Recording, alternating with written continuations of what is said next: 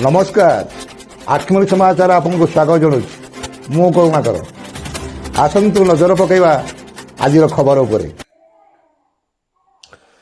बइंडा overbridge निकट में असहाय सहायता कमिटी पक्षर जलसेवा केन्द्र उद्घाटित।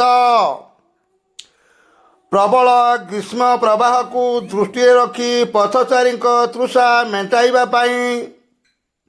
आगे आसी अनुगोल जिला किशोरनगर ब्लॉकर सामाजिक अनुष्ठान असहाय सहायता कमिटी लुणुकापसी पंचायत अंतर्गत बइंडा ओभरब्रिज निकट में कमिटी पक्षर एक पानीय जल सेवा केन्द्र शुभारंभ करा जाइछि।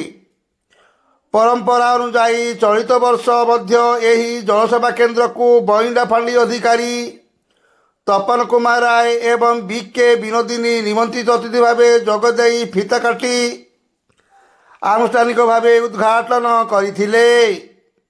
कार्यक्रम प्रारंभ में उपस्थित समस्त पथचारी और अतिथि को दही सरबत बंटन करा जाइथिला। चलित वर्ष खरार प्रकोप अधिक थिबारु कमिटी पक्षरु आगामी 2 मास पर्यंत एही ठंडा पानीय जल सेवा जारी रखा निष्पत्ति लिया जाइछि। बइंडा ओभरब्रिज दे प्रतिदिन यातायात करुथिबा हजार हजार लोक एही सेवा द्वारा उपकृत होई पारिबे।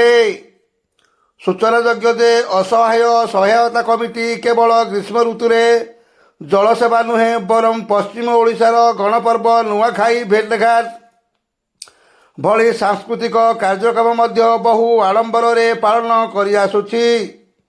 कमिटी सदस्य मानकर निरंतर सहयोग एवं निष्ठा जोगु एभली जनहितकर कार्य संभव होई पारुछि बोली अनुष्ठान पक्षरु कुहा जाइछि। ब्यूरो रिपोर्ट 8 मल्लिक समाचार।